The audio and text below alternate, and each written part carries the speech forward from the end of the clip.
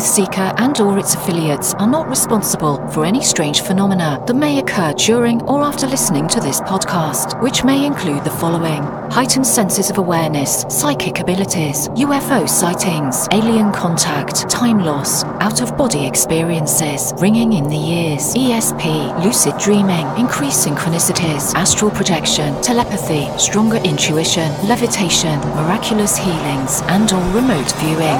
Please be advised to listen at your own discretion.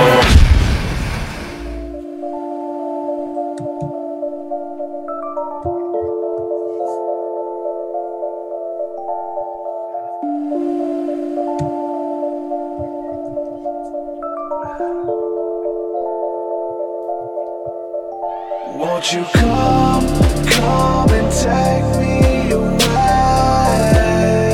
I just wanna be with you. Won't you come and take me away? To a place to walk on troubled seas, faith to stand when I don't believe. I just wanna be with you. Won't you come and take me away? I just wanna be with you. Won't you come? You are now locked into the TruthSeekah podcast. Gargoyles! Psychics! Everything's ungodly! Dark savage! Streaming live at TruthSeekah.com. She's not a Christian! Give it up, y'all. Your portal to the paranormal, esoteric, and all things spiritual. She's tampering in dark-sided stuff! And now, your host, TruthSeekah. What's up, ladies and gentlemen? You heard the man. This is the TruthSeekah podcast. I'm your host, TruthSeekah, joined with Kerry Cassidy. Tonight is my guest. I'm excited to have her on. Before we jump on into the interview, I got to say a quick thank you to everybody who's supporting my work at patreon.com. You guys enable me to do this for a living. Thank you guys from the bottom of my heart. Patreon.com/TruthSeekah. There's different levels of giving where you can sign up there if you want to support my work, and extra podcasts, all of my music, exclusive offers. I got a bunch of new music over there. So make sure you head on over there to check out the work. I'm going to keep this short. Head on over to patreon.com/TruthSeekah. As I said, Kerry Cassidy has joined me tonight. When it comes to people who have inspired me and influenced me to be doing what I'm doing right now, I think that there's people who have come along on my path that have influenced me to the point that I'm doing what I'm doing. I'm reaching a lot of people. There's a lot of people who resonate with my music. I wouldn't be doing a podcast. I wouldn't be doing music about the esoteric and spiritual subjects if it wasn't for a handful of people. I could definitely count these people on two hands. Jordan Maxwell, Manly P. Hall, Michael Tsarion, James Gilliland, and there's a few others, but along that list, there comes someone by the name of Kerry Cassidy. Thank you so much for coming on the show. It's an honor to speak with you again. How you doing, Kerry Cassidy? I'm good. How are you? Thanks for having me. Doing great. Kerry Cassidy from Project Camelot. You have a bunch of fans. There's a bunch of people here coming from your channel and from the Facebook, and they're hanging out in the chat room as well.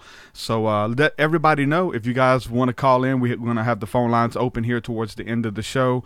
The number streaming across the top of the platform and along the bottom as well. So if anybody wants to call in, you guys feel free to do that. I'm excited about this interview. Thank you for having me on your show. I was on your show just a couple weeks ago and had a great response from a lot of people who tune in to the Project Camelot universe. So thank you. You're welcome. Thanks. When it comes to getting into the stuff that you cover, it is a wide range of topics, usually having to do with spirituality, ET contact, aliens, secret space program, these type of things. What got you into that stuff? Because I think many of us who are into this type of work, there's something that happened usually when we were children or teenagers. We got in, whether it was the paranormal, the occult, seeing UFOs. Was there some type of defining moments that you had when you was a kid that got you into this type of work? Well, I was abducted. I can say that. I had a lot of contact in the unseen world, I guess you want to call it. And I have various memories that tell me that was going on, now when I look back. But I can also say that I thought reality was kind of boring. And so immediately I started reading tons of books and trying to explore the world that way. And also, I was just really aware of being part of an unseen world. So, and then on top of it, I have these memories of having been abducted. I have a sort of a nightmare that I had, a recurring nightmare up until I was around 12 years old. I've said it before, but, it was a loud buzzing sound. I would be walking out my front door down a pathway to what was a white picket fence, even though we didn't have a white picket fence in front of my house. And on the other side of the fence was a guy with a top hat and an overcoat. And everything was dark, and I was very terrified. And then I would wake up right when I got to the gate. And then finally, when I got to be 12 years old, I actually went through the gate at one point, and then the nightmares stopped. I used to be afraid of Santa Claus, unlike kids that, because I heard that he came in a sleigh through the sky on a roof and then landed on your roof. Well, I guess that sounded like an UFO or ET experience to me. Although we didn't talk about that back when I was a kid. I mean, that wasn't in the literature really at the time. And it was probably that stimulated me. I know when I saw Close Encounters of the Third Kind that I was like, yes, finally, someone's talking about this and it's real. And I was like, it was practically a religious experience for me, because that was the first kind of mainstream thing that I remember, at least in my brain. I also went to Ames Research Lab I was born in Palo Alto in Moffett Field Hospital, and that's a military hospital. I was the only kid in my family born there. And I seem to have some special abilities as a result of having been dealt with there. I also have a really weird birthmark that covers most of my right shoulder. That is strange, and I don't know where it came from. Yeah, so many questions just out of that little bit of stuff, but I understand if you are into these different topics, that would be the reason why. You have these encounters, you have these experiences, nobody's talking about them. If you go to school and talk about them, or there's relatives around you talk about them, you're ostracized, you're laughed at times, or whatever the case is. And so to find podcasts now, I think everybody's doing this type of work and stuff. So when I was going through my awakening and having crazy stuff happening to me, starting to see ships, Project Camelot is where it was, and it creates a safe haven. And judging by all the people watching now, they have somebody to talk to where they don't have to freak out and think that they're the only ones who are seeing this stuff, that I can't talk about it, or people are going to judge me. You're probably going to get judged, but at the same time, there's a safe haven, a community, if you will, of people who embrace this stuff and willingly talk about it. So whenever you've seen those television shows, Close Encounters, things like that, it lets you know that, first of all, I'm not alone. Somebody thought of this movie, for one. And then two, one of the things I wanted to ask you about from that story, you talk about the men with the top hat. Does that have anything to do with people seeing the shadow figures of the men with the top hat in their room wearing the trench coat? Is that connected at all? Well, I couldn't say. I mean, in my dream, that was a real person or whatever. It does resemble the Men in Black scenario. So I kind of get it. I believe I was mylabbed. And then I had further evidence of that when I met Norm Bergram, who I interviewed regarding the ring makers of Saturn, the ships around Saturn. And he's quite an elderly man when I interviewed him. So he was, I think it was 83 or 85. And then he disappeared completely off the scene. And my interview is the only one he ever did. At the time, he thought he was going to start going public, but he was going to start also. He had been given a new lab by a group of men, and he was very excited. And I knew the writing was on the wall right then that I'd probably that he would disappear, but he didn't know that. He lived in Palo Alto in a big house that he had, I think, built, and his wife had passed on. He was smart as a whip, and he basically talked about working underground in Moffett Field in the secret space program for his whole life. And I'm sure they took him back to work for them. So what can I say? In my experience, it all kind of culminated because I got into Project Camelot, because I created Project Camelot. I was drawn to investigate these things. I actually, I worked in Hollywood for 20 years, and then I became and I was trying to make films and break into the sort of, the big boys network. But I was never kiss ass the way you need to kind of be. I grew up in Northern California, so I was always a rebel. But I did write screenplays and try to shop them around Hollywood, and eventually became an independent producer. I went to film school, and then I reached this glass ceiling where I couldn't go any further. I was pitching projects, packaging them, and trying to get them off the ground in Hollywood. And then in order to make money, of course, to stay alive, I was working as a contractor to JPL, Jet Propulsion Lab. And this was for a few years. And I worked in media. And I was very aware on a psychic level that there were a lot of Black projects going on there. I was investigating nonstop on the internet at that point. And I was also writing sci-fi screenplays on my lunch hour. So, in other words, it kind of all built up to me creating Camelot. Mm-hmm. Yeah. Everything just kind of reaching a pinnacle for that defining moment to kind of leave your mark on history, if you will, as well. When we're talking about dealing with abduction, so I don't know, much about your story of the abductions, but especially when you mention my lab. So are we talking about ETs abducting you? But when we're talking about the whole my lab thing, I think the government's involved with that as well. Do you want to talk about what type of entities were taking you or I don't know. I know that I had interaction with Greys, but I don't, because I have a dislike for them in general.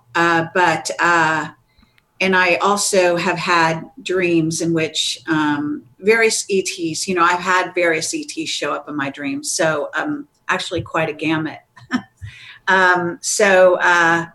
What can I say? The My Lab has to do with, Moffett Field, the military hospital, the fact that when I went to Ames Research Lab and in Palo Alto as a kid on a field trip, I recognized it. There was just a lot of things going on regarding that. And this is the military side. However, if you listen to the interviews I've done with Melinda Leslie, who has investigated my labs extensively, as well as other kinds of abductions, etc., she talks about how there are ETs working with the military on the abductions. And I do believe that I was genetically enhanced. So whether I was enhanced, before I was born was probably the case. I tend to think that my birthmark is the result of them maybe screwing up or doing something to me that made the birthmark. I was born with it. And then I can just say that so it's not just the military. The military has been working with the ETs for a long time on these genetic programs to enhance humanity and so on. You mentioned having a psychic knowing about maybe different situations or just this inner intuition. I've noticed that with contact comes these heightened senses of awareness. Well, I don't know if it comes through the contact or it releases something within you that's already there. And so have you had any of those encounters whenever you were younger? Like knowing the next song that's going to come on the radio. I know that's something small, but it usually starts with some stuff like that. Have you had those encounters when you were younger? Yeah, I mean, like I say, I was very, very aware of what we call the unseen world. I also, would see ghosts and can see ghosts even now. I try to screen it out. I get visitations and things. I know when somebody's remote viewing me, I have prophetic dreams that come true. But I also did this thing while I was right out of college. I went into meditation for like a few months at a time and decided to connect all my chakras. And I had a Kundalini awakening. And since then, I've had multiple Samadhi experiences. And those, I would attribute a lot of my psychic ability that's grown, sort of expanded over the years. And but I would say abductions do trigger that. It also, I can turn lights off as street lights or turn them on, or I have evidence of affecting the TSA scanners. I've mentioned that before, and in airports.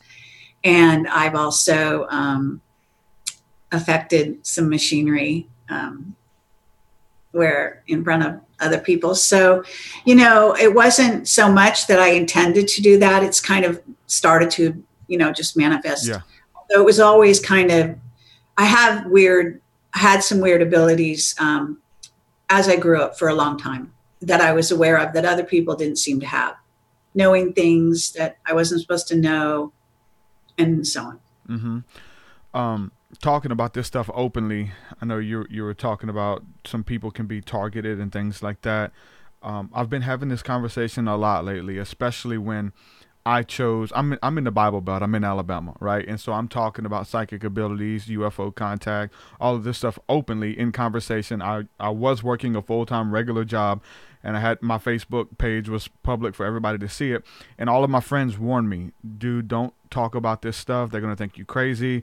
I've talked about, psychedelic adventures and things like that I've had. And I said, look, if your boss finds out about this, or if this person, that person, your mother-in-law, whatever, you're going to be in trouble. You want to keep that private.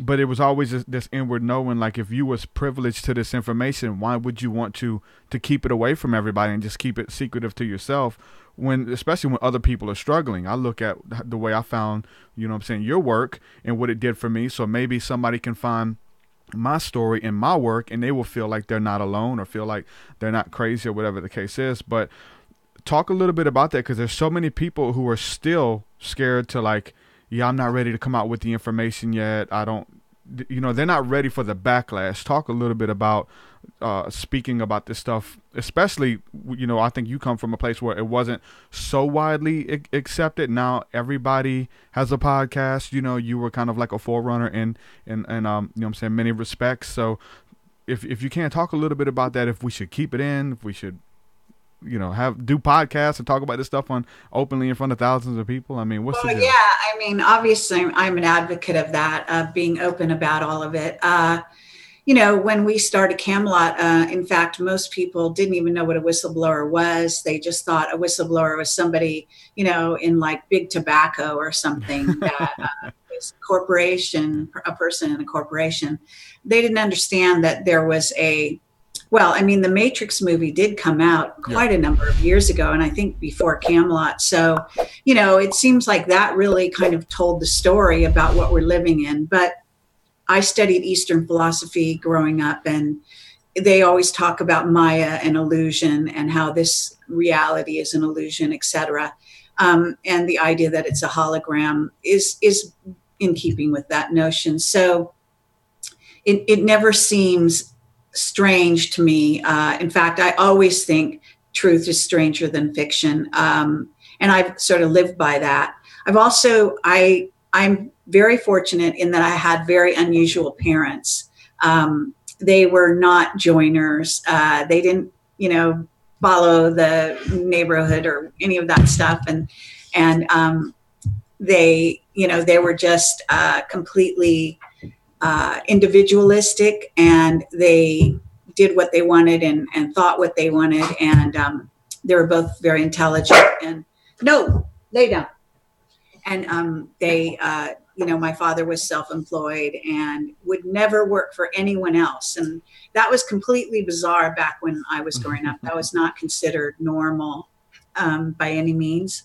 And my mother, would go to James Brown concerts by herself because my father didn't like it. No! Sorry, I have my cat and dog. I'm going to have to deal with them. Okay, you can. I could take it if you want to go ahead and get them. Okay, yeah. So anyway, just saying that, being honest about who you are and really, I was just talking to a friend of mine about how it's really more important to change society than it is to change the individual. The individuals are where innovation comes from and change. And society is like that square hole that you want to put a round peg into.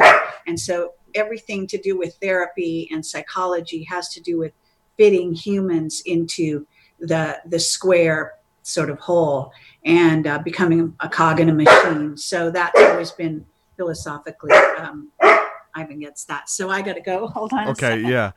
No, I mean, the funny thing with that is I've been hearing that a lot lately, especially today. I was actually listening to the Joe Rogan podcast today, and they were talking about how should you try to change society or change the individual? And Joe had a philosopher and someone who's well researched in the medical industry and the psychiatric industry as well, and he was talking about one said this, one said that, and Joe was saying that we could have the personal enlightenment, we can have the personal revelation to better yourself in whatever you're dealing with, whatever you're going through. And then if enough people have the personal enlightenment and better themselves, then it's going to change us as a collective.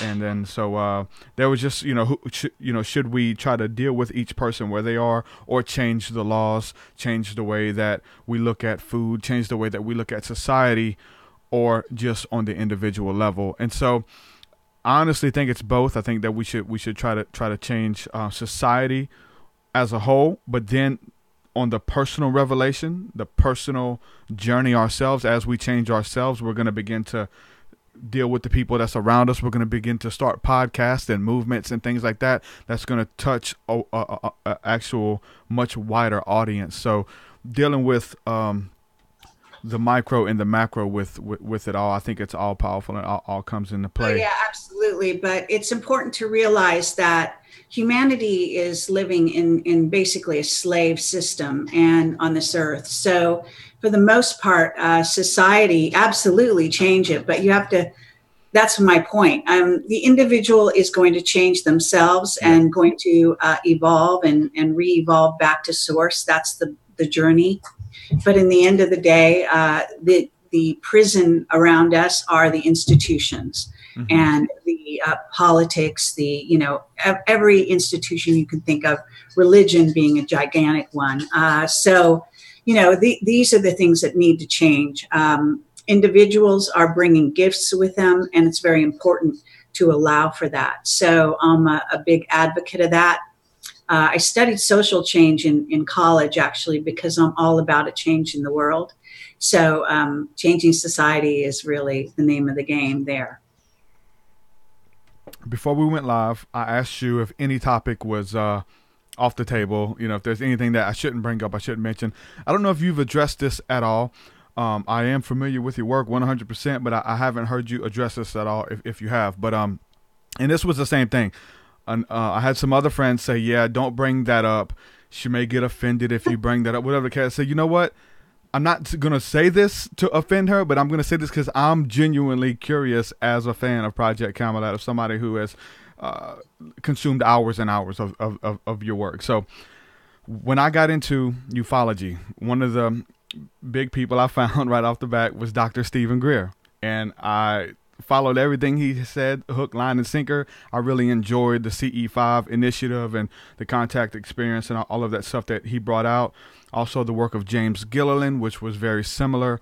And then I seen the interview that you did with Steven Greer, and I really enjoyed his work. And you two kind of went at it for maybe an hour and a half or so, just going back and forth about all ETs are good versus you can't just categorize them as all good, even though we would like to believe that they were all good. And so you went back and forth with him for a while. Can you talk a little bit about that at all? Have you spoke about that at all? Have you come across? Oh, sure. Yeah, absolutely. It's no problem. I get interviewed quite a lot, and once in a while people do ask me about that interview. What happened at the time was, we went to the Barcelona conference. We were invited to chair a panel that was actually, I guess, a press conference with the speakers. And so that was back in the day when Bill Ryan was my partner in Camelot.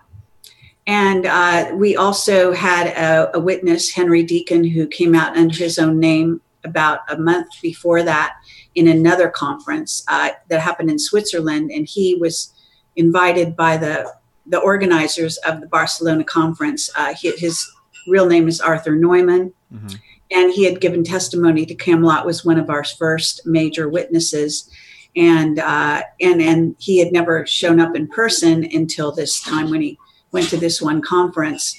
And so then what happened was he went on stage when Bob Dean was on stage, and he announced that he had been working on Mars, and basically, said a few things. And I went on stage with him for moral support.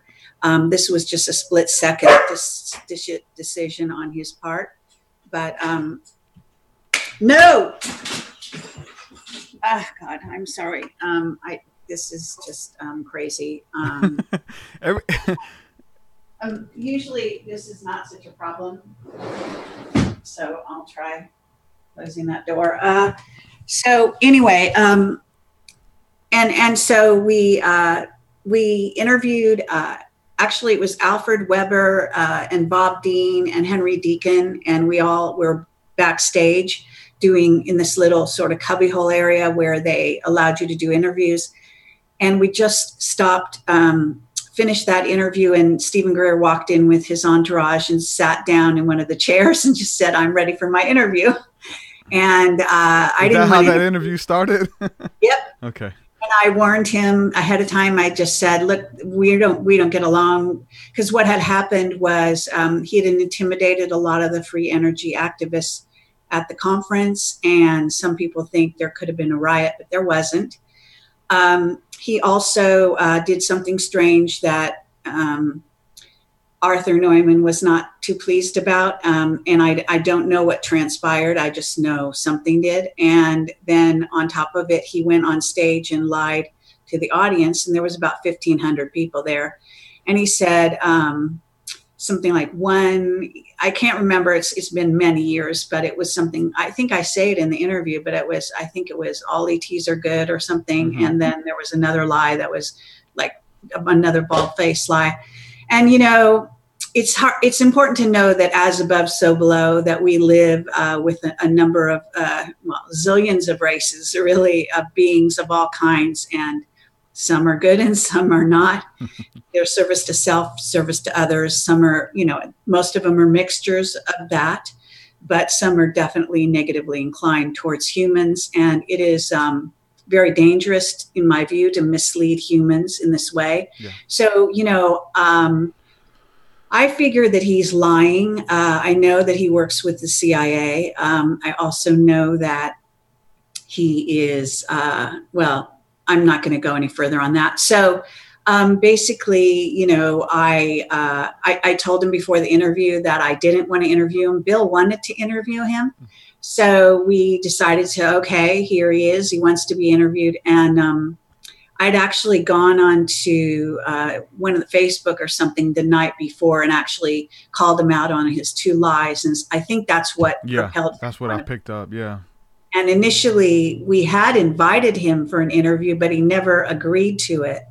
So by the time I got to the conference and saw how he behaved, which was quite interesting, I decided I did not want to interview him. So that's how that started. And, I'd do it again today if I was forced to, be in the same room with him and discuss these things. So you haven't crossed paths with him since then, any conferences or nothing like that? No, not face to face. I haven't dealt with him at all. You said you mentioned that he could be making it all up. I don't know if it's. No, he's not making it up. I mean, we're actually in agreement on many, many things. It's just that, number one, he's not educating the CIA or the secret space program. And that's, he's got a lot of, he's got a lot of sort of confusion, let's say, going on in his head. And he's also misleading people. It's very dangerous, when humans are being abducted and children are being taken off our planet and used as slaves and eaten, and their fluids being used and genetically re-engineered, et cetera, et cetera. I mean, the list just goes on. And to tell people, to basically get them to take down their guard, and also to call gray ships in, is not a skill. In my opinion. Yeah. So, I don't agree with the way he conducts himself. No. So dealing with the good and the bad and things like that, the good ETs, the bad ETs, we're seeing ships, all of the stuff's going on.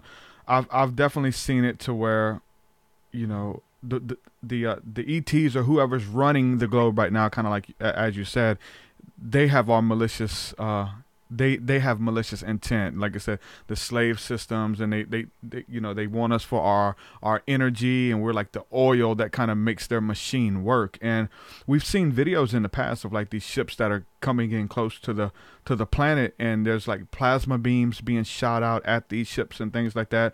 I know this is still making it very simple and making it very ABC, but the way I see it is that the bad guys are here running, the planet and everything that we have going on, and it seems like the good guys are out there watching over us, maybe the angels from the ancient texts and things like that. Is that safe to say, or is it just like a warfare? It's a little bit of everything that's kind of taking place above our heads, the good, the bad, the people who are the ETs that are neutral and things like that. What is going on,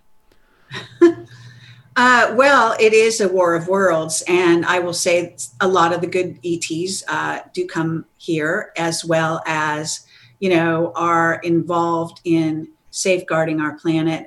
If you look at the interviews I've done with Ashiana Dean, you'll see she talks about the Guardians, and the Guardians are a group of various races that have all sort of banded together to safeguard the human genome and the human experiment here on planet Earth. So they're definitely watching over us and backing us when possible. However, they have a policy of non-intervention. So in order for them to do something, they have to have a gesture by the dark side, the way it works for them. So the dark side does something, they are able to then to take a stance at that point. And most of the time, they also don't intervene. They'd rather work through a human who is, working with them in a conscious way, and then counteract the negative, things that go on. And so, you can have something like, for example, we were driving in Switzerland with this old Audi station wagon that Bill had at the time, and we drove to the top of the Alps up a really steep, winding road, and we got to the very top. And we pulled into a parking lot, slowed down in the way you drive in a parking lot, going quite slow. And all of a sudden, one of our wheels fell off, and he had had the car checked out, by a mechanic before we left for Switzerland, et cetera. And it had been sliced through. The mechanic said it was just sliced through. And so, that was sabotage, I guess you could call it. But had it happened when we were on the cliffs on the way up, I don't know, how would I be here today? I really don't know. But you see, what happens is, I would say there's an intervention. So we still get some of the, negativity that happened, but at the same time, it's like most of it just goes by the wayside. So I think this is a lot of times the way they intervene. And I've seen other evidence of this as well. They do lots of really interesting things to deal with the dark side. Okay. And it's an interesting balance. But, there are unseen beings here as well all the time, besides ETs. There are, there's a vested interest in having this genome, this seeding, as we call it, of humanity, make it through. And we've already become an ascension planet since 2012. So, this is an ongoing game, if you want to call it. And it's definitely a war of worlds, for all intents and purposes. How can we know that that the interaction that we're having, like individuals, we're talking about the Disclosure Project, all of this stuff. I personally believe that disclosure is going to start just with people having encounters and experiences and kind of waking up to the truth of who they are and having this knowledge and of things that's happened to them as a kid, whether it's suppressed information or dreams or whatever the case is. But when we're out there, like I've had a lot of sightings, and I felt like I've connected with the ships. They've stopped, they've blinked, they've shot beams, just insane stuff, just to let you know that that they know that like that's the information, whether it's communicating telepathically or whatever. You feel like you're in touch with the divine. You feel like you're in touch with something angelic. You leave with a sense of creativity, of bliss, of awe and wonder. You want to create, you want to write a song, whatever the case is. And so this is how it is actually inspired me and impacted me. But how do we know that we're in touch with the ETs or the angelic beings or whatever that have our best interest in mind? Is there a checklist? Do we just set that good intention when we go out there? Like, should we even be doing that? I mean, what would you say to that? Well, I wouldn't necessarily invite the ships in, as a lot of these people like to do, because they're mostly grays. It's important to know that a lot of the ETs, and especially the negative side, are what we call 4D beings. They don't necessarily go beyond that dimension, and they do use craft. A lot of the more developed 6-dimensional and above will come. A lot of them have left bodies behind, so they no longer have a physical body, so they'll manifest as light beings. That can be deceptive as well, because grays and reptilians have learned to camouflage themselves and look like Nordics, etc. So there's a lot of deception out there. You have to understand that you're a spirit, you're a soul that has come into this sort of dimension to play this game, to be part of it, to contribute what your gifts are, and to suss out truth from falsity. So it's not served to you on a platter. It's basically something that you need to learn discernment. That's the game. That's the purpose of being here. So it is difficult. I can tell you, anytime a being, regardless of what shape, size, anything they are, tells you what to do, that's a negative oriented being. Anytime they say, oh, don't worry, we're going to come and take care of your president, get rid of him, we're going to come and take over your country and, make everything all better and get rid of war for you. And I have to say, if you haven't read Childhood Zen by Arthur C. Clarke, then I highly recommend it, because that's telling you what happens when a group of beings from another planet come in and tell you they're going to make everything all right. That's a takeover scenario. So it's really important to realize that we're not here to be rescued. We're going to be saving ourselves. That's also the game. So, it's kind of things like that. And if you're walking around going, oh, I hate it here, I can't wait to leave, you actually haven't gotten the message of why you came in the first place. Yeah. So you need to, backtrack a bit and understand that you as a soul made a very momentous decision to come here. You had a reason for coming here. Perhaps you wanted to share your truth with others and enhance your own ability to understand truth and falsity, and also become a better teacher so that you could go into the other dimensions and move on up in that way. And this is a great school. I do believe in that philosophy of what Earth is, but there's more to it. When it comes to the good and the bad and things like that, and I know that's just so cut and dry. Are you good or bad? Like there's no like in between. There's just tons of neutral, like you said, entities and spirits and vibrations, and there's just tons of different beings that are out there. That there's a bunch of neutrals ones. It's not just good or bad, or I want to harm you, or I want to bless you, or whatever the case is. So when we're kind of dealing with this idea, when we talk about the term abduction, I don't really hear that term anymore. I know when I was a kid back in the maybe the 60s, 70s, 80s, 90s, but now everything I'm hearing now is I'm a contactee, I'm an experiencer. Is that by deception, or is interaction changing? Well, there was always, it would depend on which beings you were dealing with, whether you were, sort of abducted, or you were sort of a co-party in the situation, whether you were, for example, I would have visitations. At one point I had, I've told this story many times, but for the purposes of demonstration here, I spent all night talking to a little old man. He was very small, short, bald-headed old man who sat by my bed the whole night. He didn't abduct me or do anything to me. He just sat in a chair next to my bed talking to me. And when I woke up, right before I woke up, I said, "Oh, wait a minute, where are you from?" And I was really happy. I remembered to ask him, and he said Andromeda.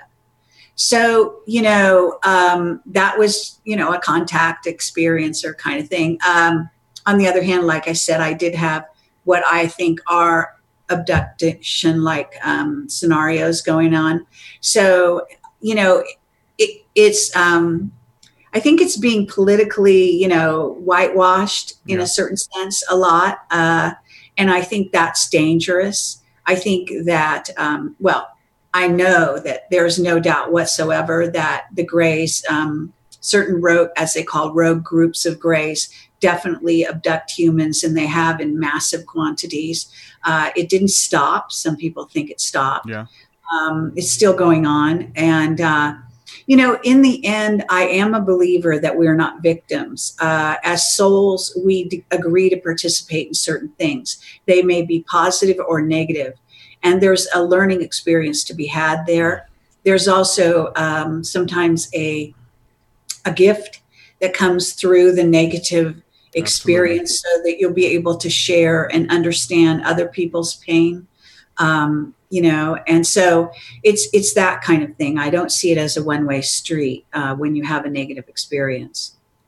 You talked about the little being that looked like a little old man. Now, maybe that's just the way it appeared to you in the dream, but how tall was the little old man? I want to know that, because I've had some weird encounters I haven't really talked about too much. Well, I don't know, but I know that when I heard Alex Collier talk about he was visited by a little old man, bald-headed old man, and a very large, tall guy, and they were both from Andromeda.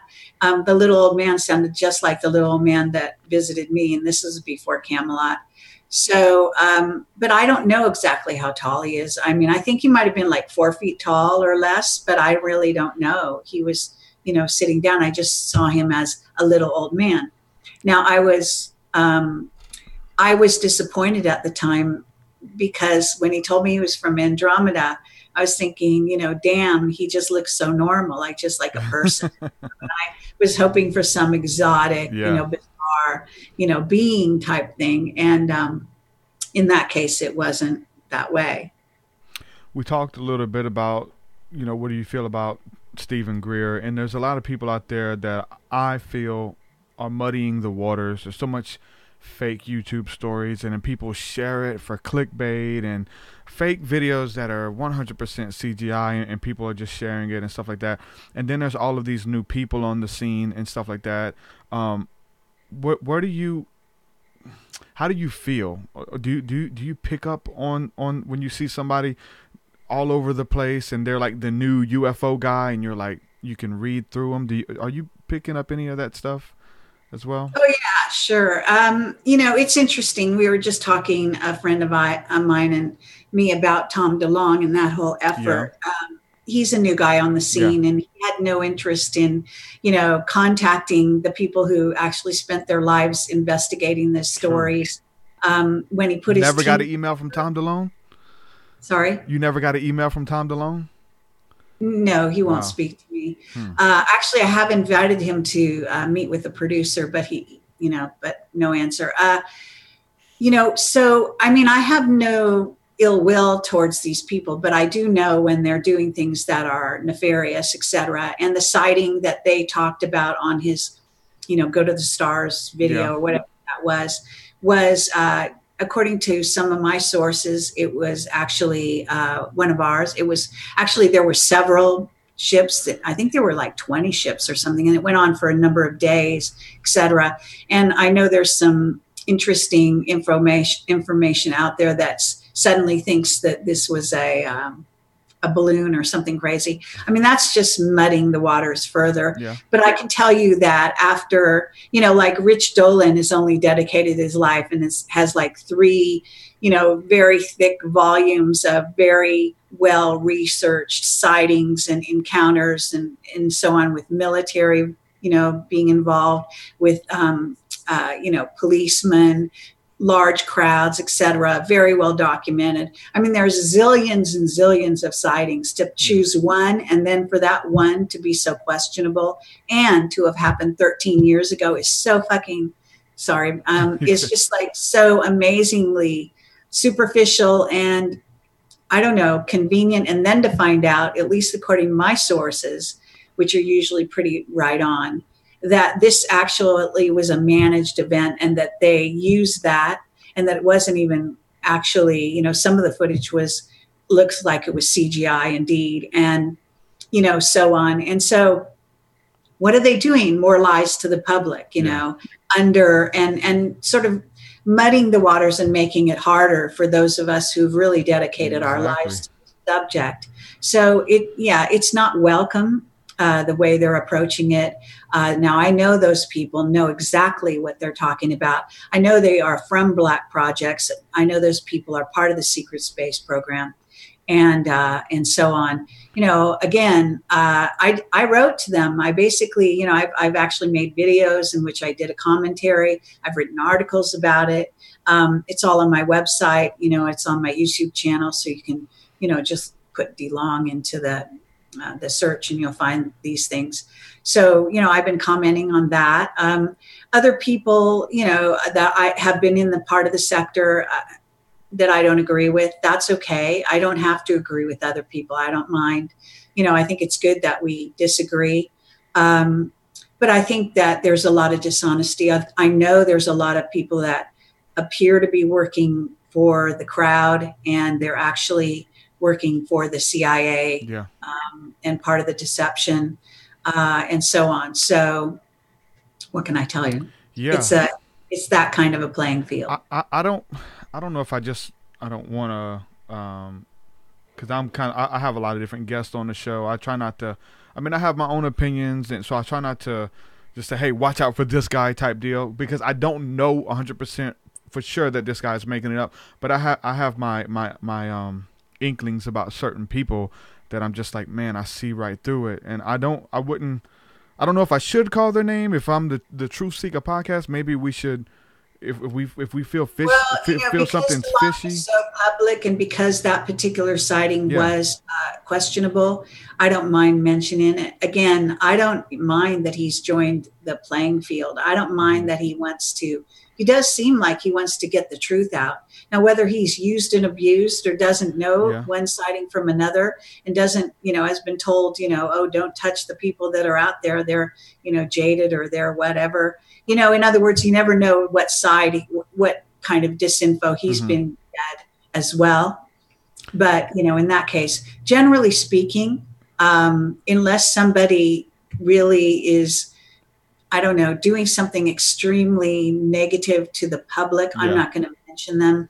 I don't think, I'm not interested in this interview in naming names of, perpetrators of various things. But I think, word to the wise in terms of, if you're going to make a big splash and you're going to bring a bunch of scientists and aerospace executives onto a stage, you're going to be talked about. And I think that's fair game. Yeah, definitely. And especially when I seen him kind of come onto the scene. This is somebody I've been listening to his music since I was 11 years old or so. So to hear somebody, you've been listening to their music and now they're coming out into the same type of field that you're interested in, it's kind of cool. But then you see the information that he's bringing and the people he's working with, and it kind of draws up a red flag.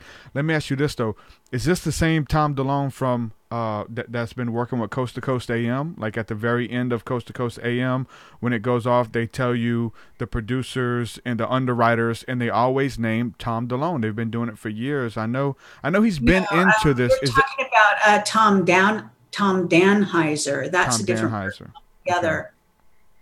Okay, so it's Tom Heiser and Tom. Okay, all right. Yeah. I'm just making sure. For some reason, I know he's been on Coast to Coast AM. Tom DeLonge back in the day, yeah, before he came out and did his big thing, what he did and all that stuff. But yeah, I've definitely been into. Yeah, Coast to Coast won't talk to me. They told me first of all I was too much competition. Then they let me on accidentally for less than 15 minutes and hung up on me. Yeah, when they found out it was you. Got scared. Yeah. That's the weird thing. You would think that there would be more unity in the field, right?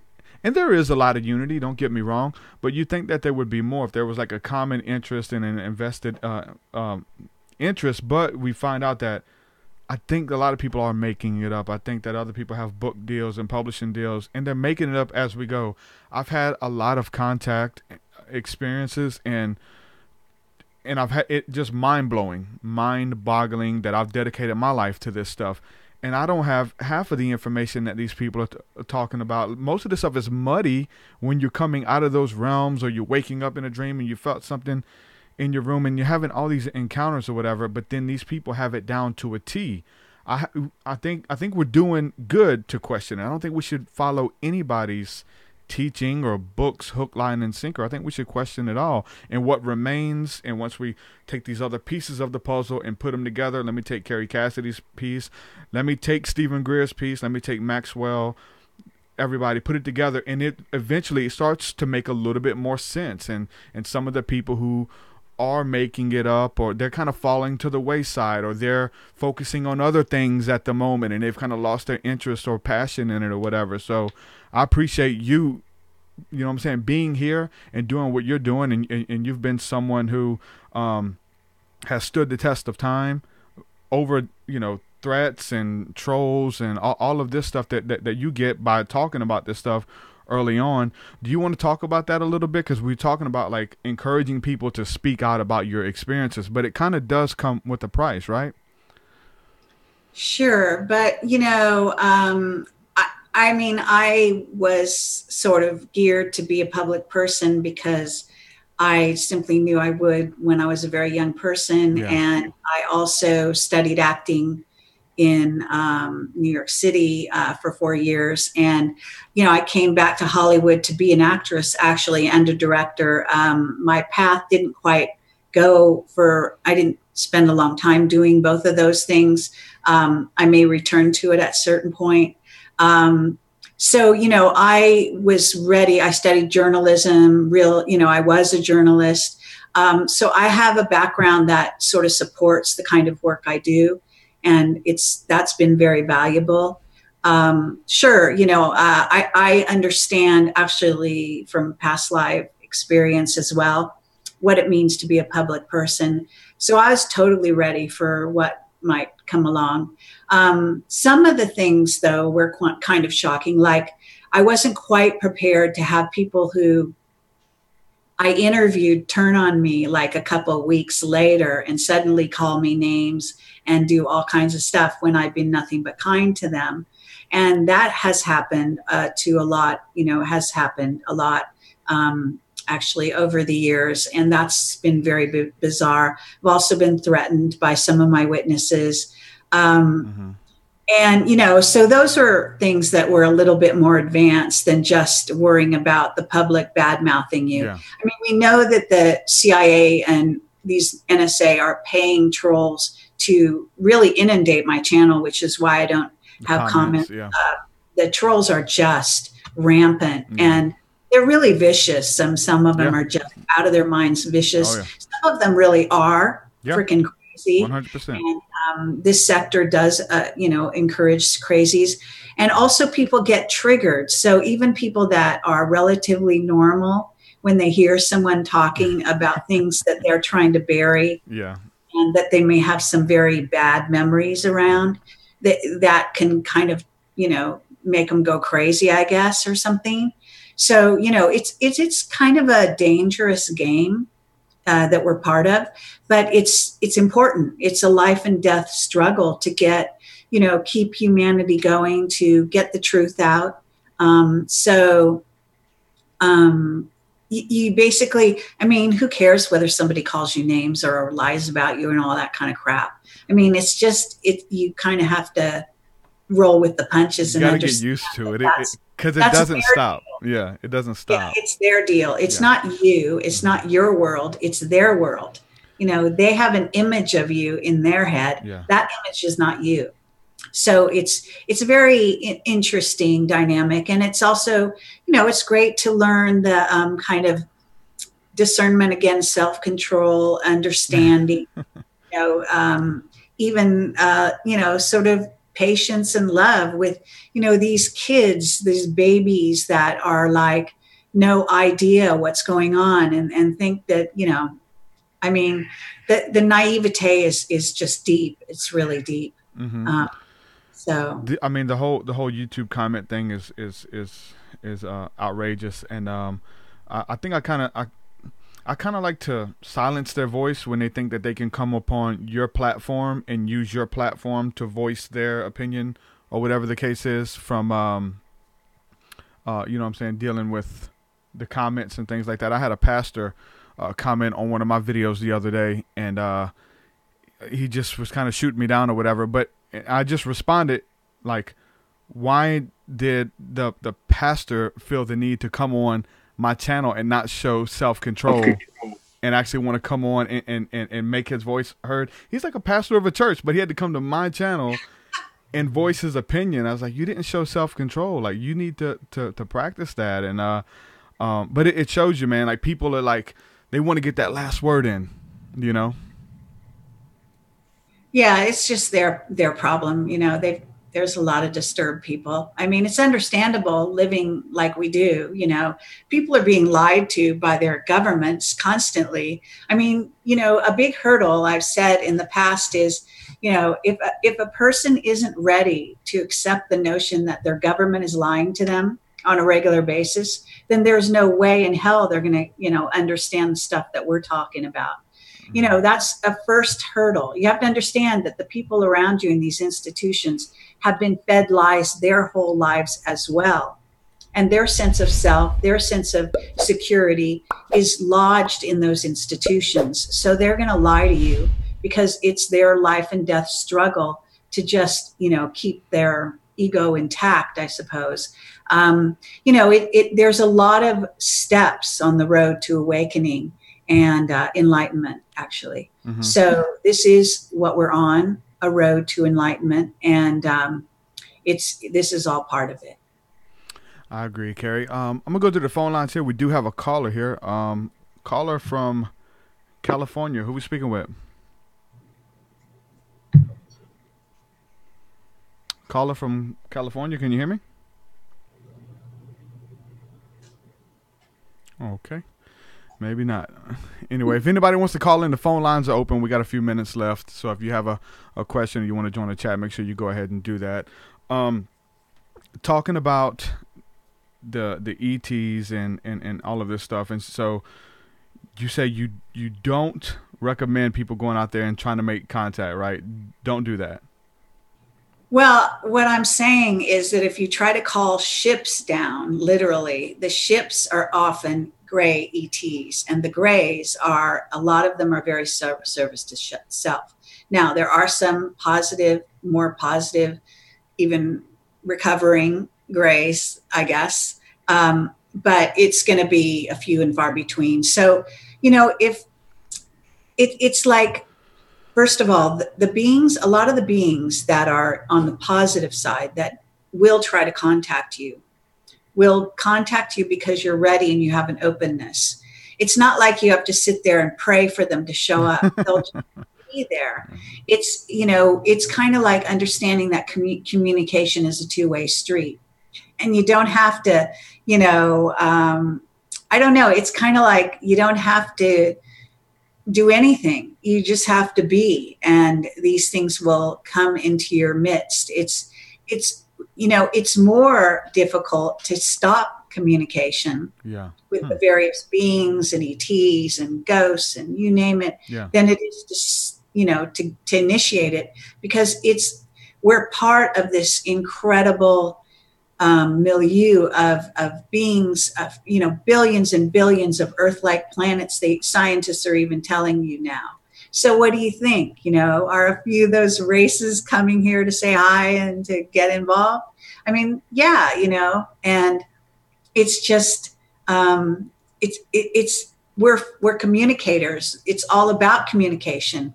We're telepathic. We're psychic. It's all out there. It's right here. It's not, miles away. It's not call down a ship because, to have them come visit you, because why? So you can walk on a ship and say you did. I mean, it's not about that. It's not a like going on a Ferris wheel or a roller coaster. It's not about that. It's a much more normal thing. And if you are if you are Leoline, then the cat beings will be attracted, and you will be already part of a cat being network, and so on and so forth. And if you're related to Greys, well, they're going to probably show up somewhere somehow.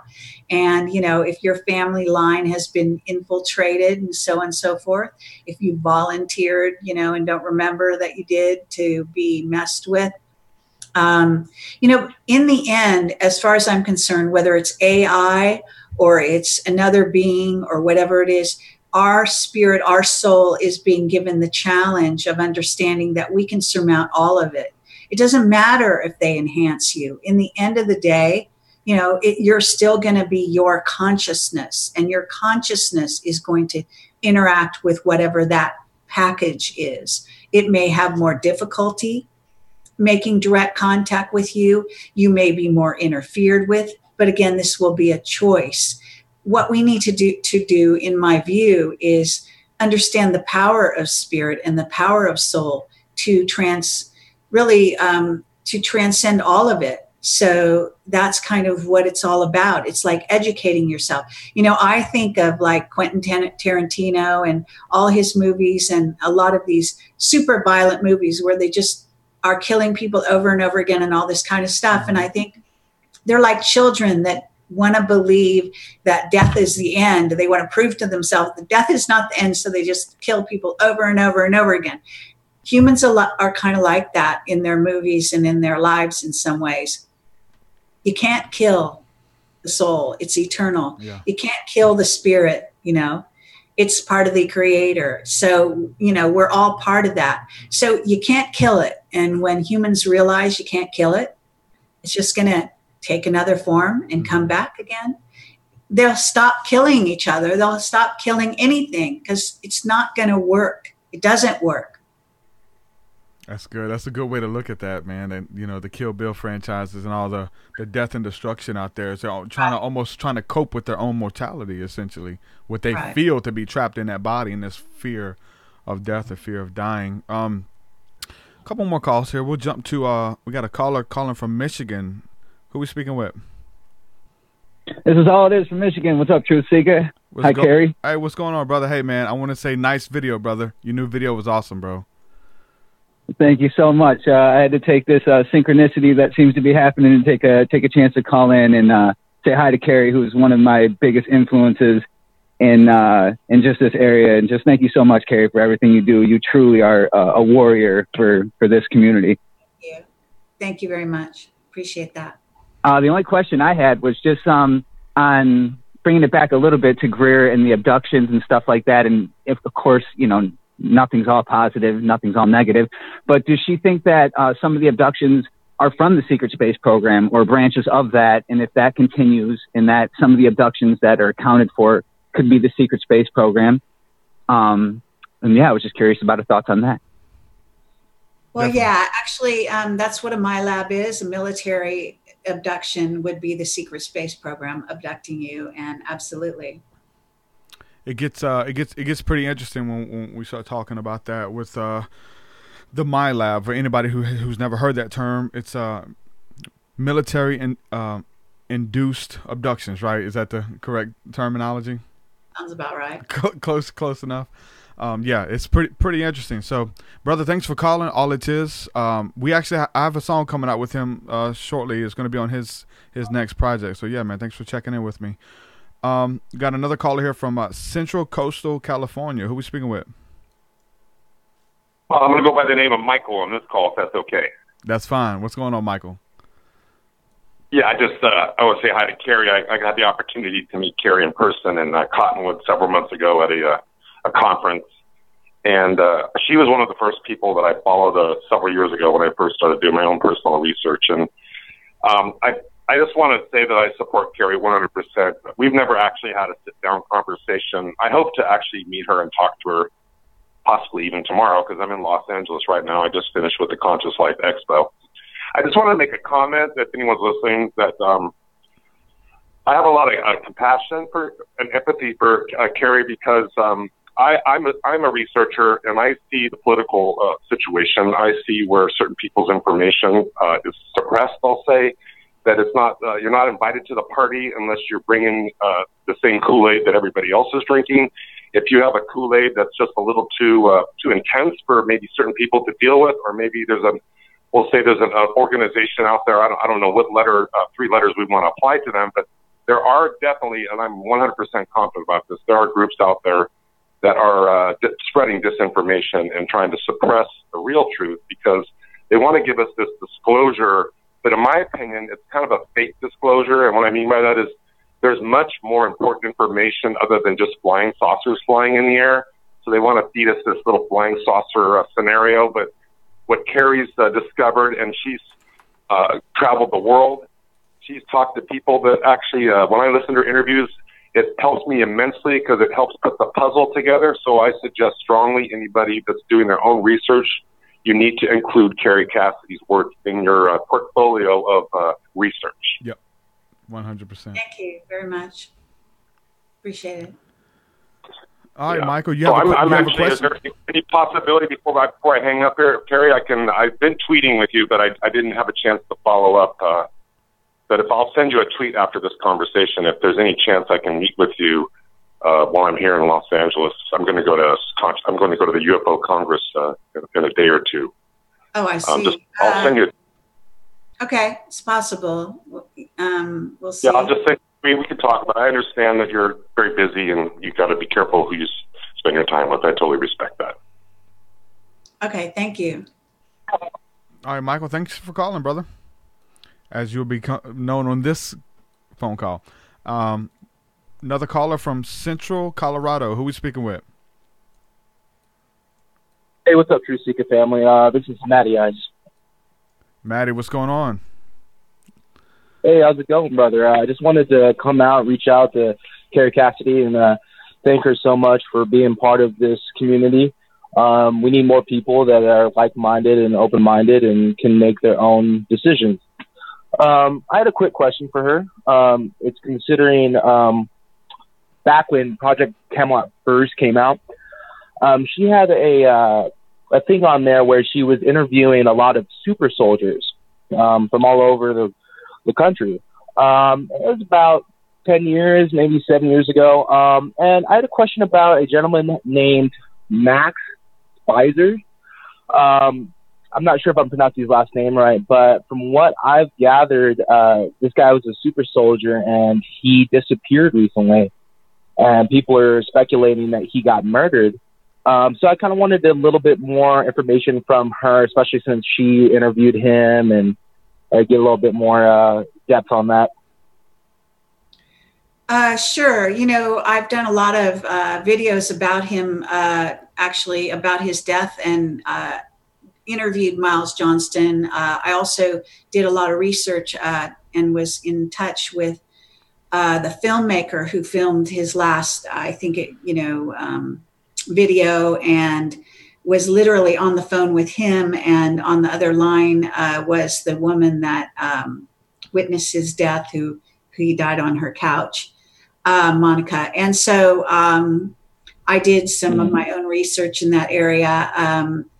Max Spears was apparently quite a smart guy, and he had sort of moved from being a super soldier to being more of a whistleblower towards the end of his life. And I think that, you know, he was killed. Absolutely. There's no doubt about it. There were some very nefarious things that went on with all of it. But the best thing to do would be to search his name on my YouTube channel to get a lot of the information on videos, because it goes on quite extensively. And I'm not the only one who researched this. And so the one thing I can say that's very sad is that the woman who actually owns several magazines, and I forget which, I think it was, I forget whether it was Poland or Czechoslovakia, one of those, where he was in her mansion and died. She never came out and did what she said she would do, which is say what happened. Now, I don't know if she'd tell the truth anyway, but it's, you know, it's a mystery, definite mystery. And I think his mother. Right. Well, it sounds like he did get assassinated. But a follow-up question to that real quick is I know you've interviewed a couple super soldiers in your past, and I've also heard speculations that some of them have been faking it or maybe creating an illusion that they were super soldiers and it actually came out that they weren't. As far as you know, do you have any information on any of those people that Project Camelot did interview that might possibly be faked? No, the people I interviewed were real. Now, a lot of people misunderstand the term super soldier. They don't understand. It's kind of a slang for a soldier that's more or less altered. And you can be, you know, enhanced psychically. You can have implants in your body. You can be, you know, it's a transhuman sort of spectrum. So there can be all kinds of advancements going on, etc. And the super soldiers I've interviewed are legitimate. Okay, all right. Thank you. One last question for you. As far as Trump's administration goes and where this country is going, what do you foresee in the near future as far as things happening in the global realm? As far as I know, there's a lot of people who come out and said that there will be a fake alien invasion after there's global unrest. I just wanted to get your quick input and opinion on that, and I'll drop call. Okay. Well, Project Bluebeam has been talked about for many, many years. Actually, I think it's less and less likely as time goes on, simply because, the ETs are here. It's kind of, I always think of it as, you know, if you're going to throw a play and, you know, all the people are already there and you're going to, you know, it's like they're not going to just sit quietly while this goes on. So there's so many various races visiting us and, you know, walking among us, so to speak, like Bob Dean would say, the Anunnaki walking the halls of the Pentagon, etc. So I don't think it's going to be that easy for them to do a Project Bluebeam. You'd need a more naive populace out there. I think the good thing about Camelot and a lot of the people that are out there, like TruthSeekah and various people, that, you know, it's, if you don't know that ET is real at this point, you know, you've had your head in the sand for God knows how long. So, I mean, this is my perspective, you know, but Spielberg's Close Encounters was ages ago. So all I can tell you is, you know, that they may fake it, but it's going to be real anyway. So it's kind of like, we don't live in a isolated bubble. We actually have a lot of comings and goings, and any kind of barrier to entry has been removed. We are really now, you know, face forward and part of this community out there. And it's like a free for all for all intents and purposes here on planet Earth and off the planet. So, you know, see my interviews with Mark Richards, Captain Mark Richards. of the secret space program to get more of just how incredible and complex this whole game is. But, that's yeah. Okay, well, thank you very much for your input, Kerry. I really appreciate that. You've been an inspiration for me since even before 2012, when I've just started waking up. So I appreciate that you're on with TruthSeekah, and you guys have a great night. Awesome, brother. Thanks for calling in. A pre-2012er. Thanks for calling, brother. That's Maddie, Maddie calling in from the top of Pinecrest, as it says here. Thanks for calling in, brother. All right, I'm going to try to go back to this call in California. Call from California. Are you with us? Yes, I am. Can you hear me? Yes. You have a question for Kerry? Hello? I'm actually, no, I'm just listening right now. Thank you, though. All right. Yeah, man. Thanks for listening. Thank you. Yeah. Awesome. It's all, I can't lie. I always get scared taking the calls because I don't have a call screener anymore. But it's always like you get the people calling in, cursing and screaming. So we've been lucky tonight. So maybe that's the last call. I think we're good. So there's a question in the chat from a good friend of mine who watches the show, is a supporter, Adam Star Seed Bay. And he's trying to call. He's having some problems calling. But he says, ask her what she knows. And this is always his go-to question for a lot of guests. He wants to get to the bottom of this. Ask her what she knows about Antarctica and why it is such a protected and sacred place. Well, I know lots of bits and pieces about Antarctica. Probably no one knows the full story except the people that are running the place. I can say that, I have been told by a deep source that Antarctica is what it is in part because it is kind of impossible to get there without going certain ways and through New Zealand, et cetera, et cetera. So you can be tracked, and it's also a very forbidding kind of environment, at least on the surface. You don't get into the sort of natural part of it if you don't go sort of under the ice and so on. And so it's like the perfect place to go, I'm told, for ETs and humans to meet, where they won't be surveilled by any enemies of that group that is running that place. So it's also apparently tracking incoming objects from the South Pole. If I understand it, the telescopes down there have a good view of our solar system and incoming and outgoing traffic. So Solar Warden, I'm sure, is orchestrated in large part from there. It's a huge mixed bag. I mean, watch my interview with William Tompkins to get the 411 on a lot of what's going on in Antarctica, how it factored in the secret space program from day one. We had also a witness who was an escapee from New Berlin down there. And he was talking about the crazy stuff going down there, and so on. So, like I said, it's just another good secret place for them to have. I mean, there's so many of them, but there does seem to be some kind of command and control center down there. Can't say exactly, much more about it than that, but, it seems to be the case. And I think it's run by an off-planet civilization for the most part.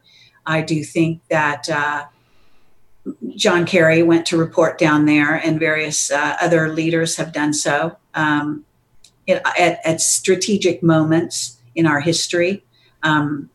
One person I found out recently that was involved in the Kennedy assassination, for example, went down there during that time. So this is, this has been going on quite a long time. And of course, the Nazis were very involved and have a base down there and so on. Has Kerry Cassidy got into Flat Earth? Well, I have written something about it. So I guess if you search under Flat Earth on my website, you can find it. But I'll basically say my philosophy about that, which is that in a sense, we live in a hologram anyway, and we are 3D moving into 4D.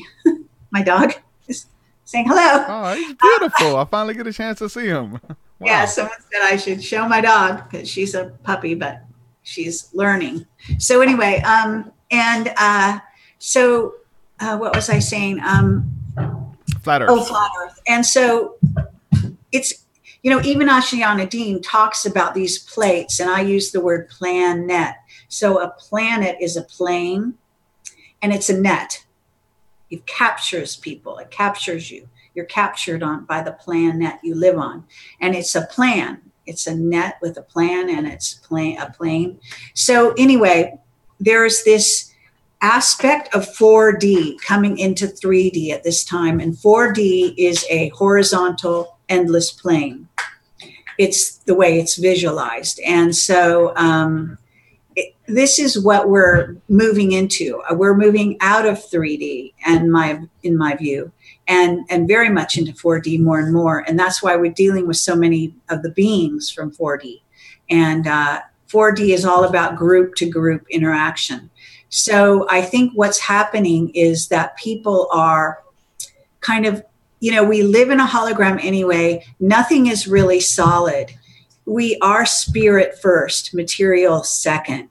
So it's important to understand that what appears physically, solid, like a table, this table, if you can vibrate at the right speed, you can go in between these and actually, go through the table. So, it's like men who stare at goats, etc.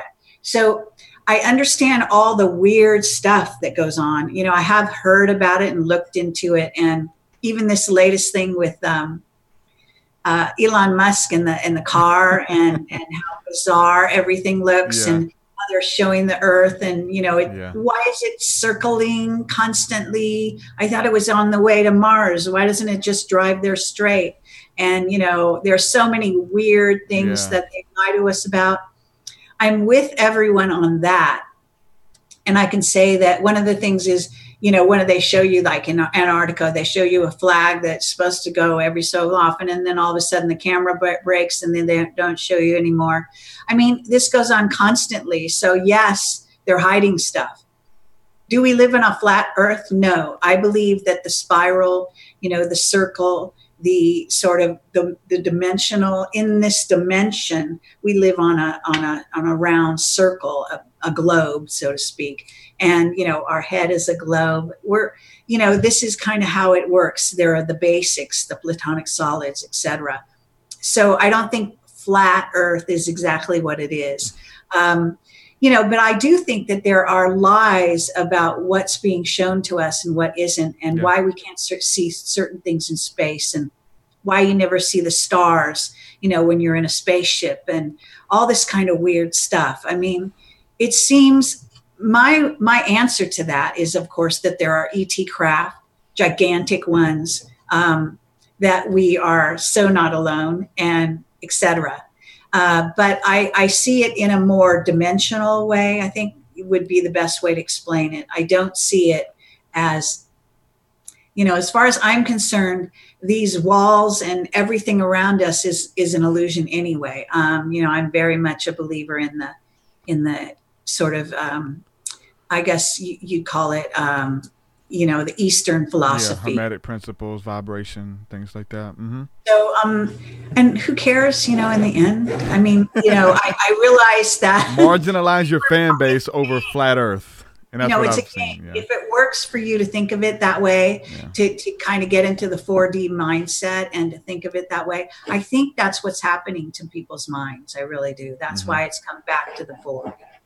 I do too. Love it. There's another question here, and this is kind of a two-part question, one for this person, one for me.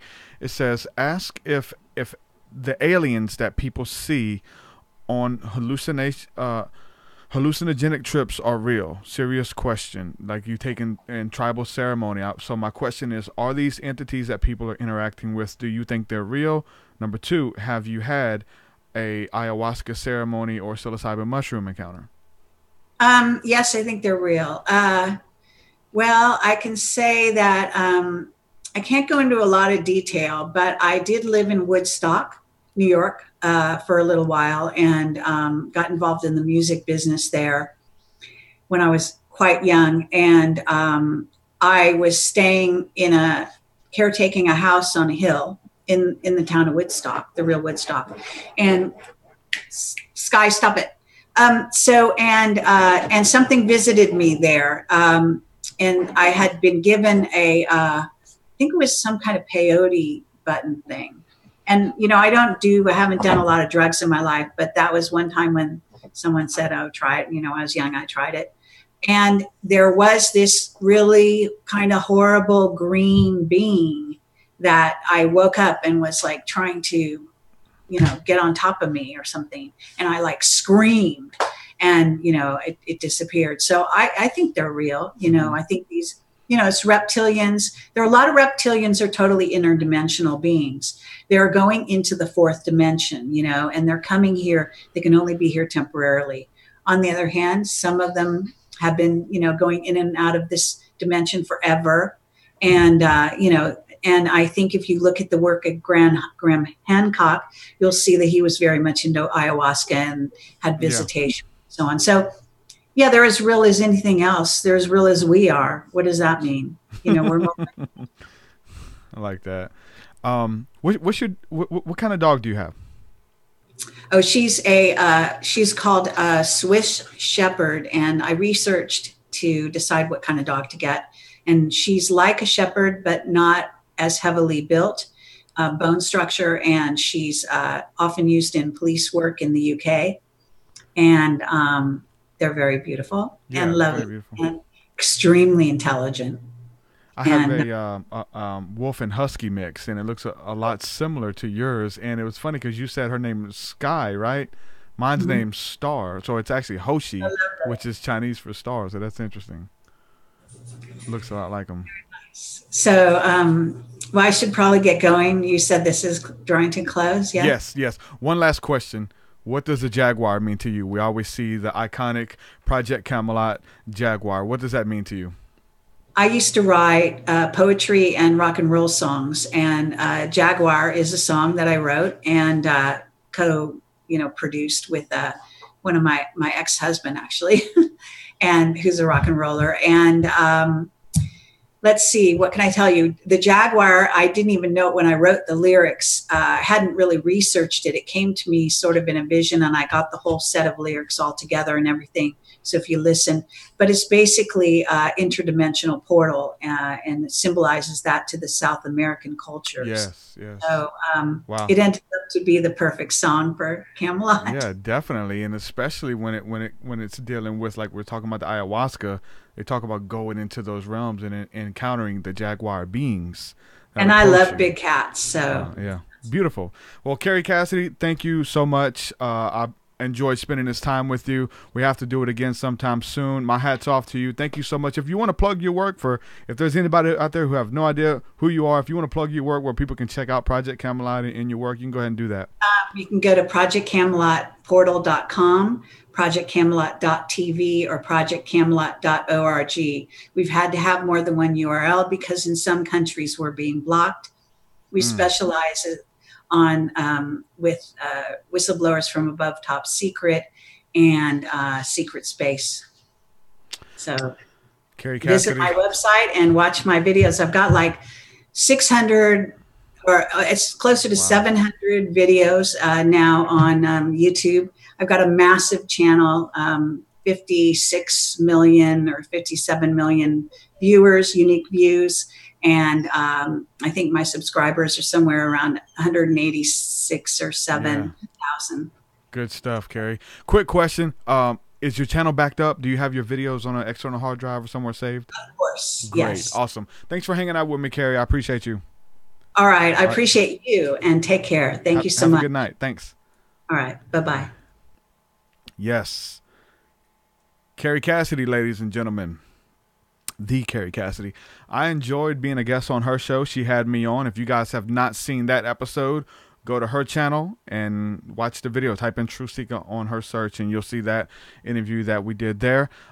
Enjoyed talking to her. Like I said, there's a few people, and if you want me to go down the list, I probably can, but there's probably 10 people who are just influential in my life, and I'm doing what I'm doing now, the music and the podcast and the research, and have given my life to pursue this work and this material. Kerry Cassidy is one of them. She is definitely one of them. Project Camelot. Many of you guys who are hanging out now in the chat room, you guys know because she has made an impact on your life. So with that being said, there wouldn't be a TruthSeekah podcast. There wouldn't be many other little shows popping up and people speaking with confidence on these type of subjects if there wasn't a Project Camelot. As far as I'm concerned, David Wilcock and many of these people who they kind of used Project Camelot as to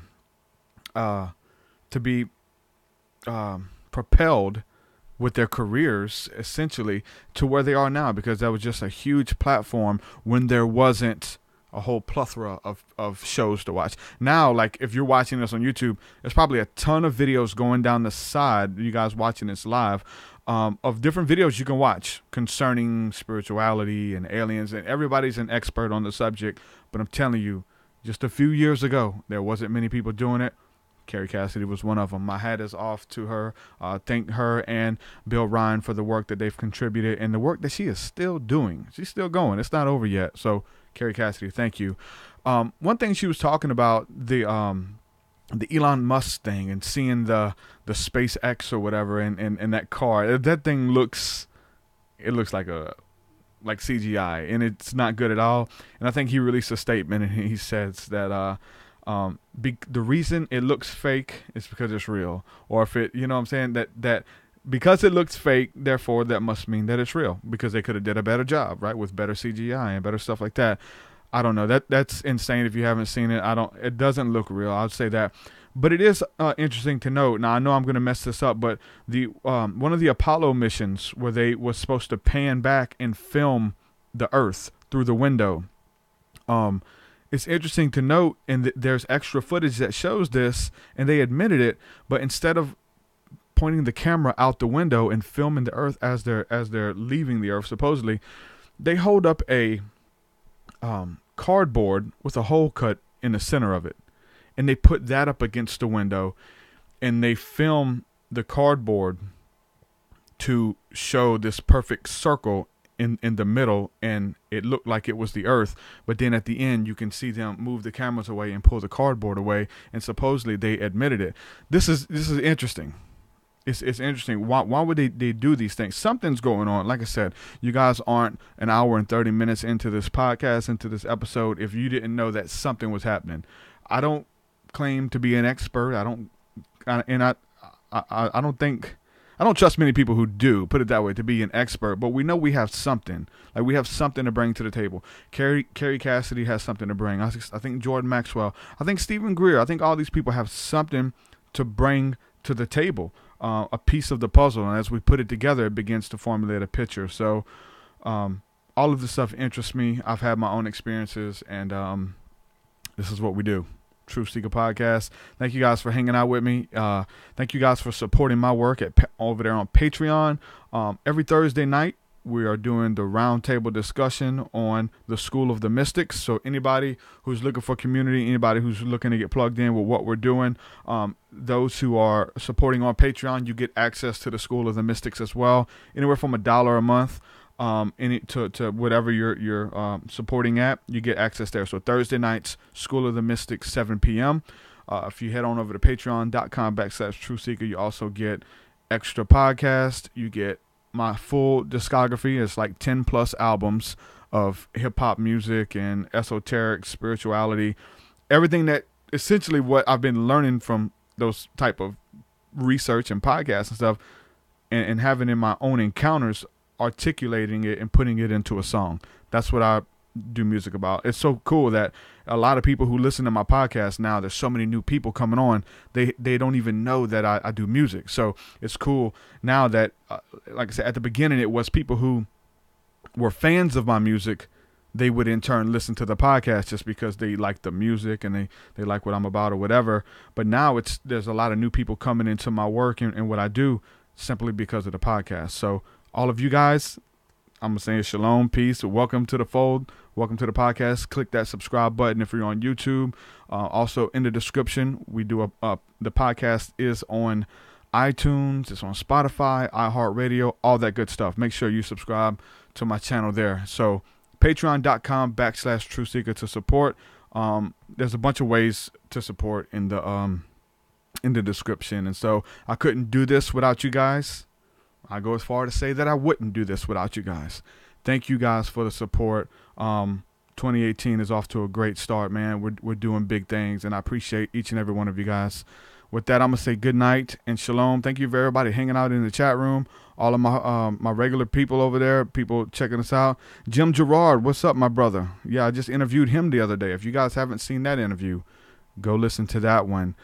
Christy Lee, Maddie Jui, Mati, everybody over there. Adam Starseed, Catherine Marsh, Lil T, No Leon. Man, all of these familiar names holding it down for me in the chat room. And what's really cool is when, you got family. When I was able to be interviewed on her podcast, all of you guys were in the chat over there holding it down for me on Project Camelot as well. So with that, I'm going to say thank you. Peace and shalom. I love each and every one of you guys. With that, we're going to do it again. A lot more coming. Stay tuned. Your way is so much higher than mine. So much higher than mine. So much deeper than mine. So much deeper than mine. Well, that does it for this episode, folks. To hear more episodes of the TruthSeekah podcast, head over to TruthSeekah.com. And if you're wanting to support the show and get rewards, go to our Patreon page at patreon.com/TruthSeekah.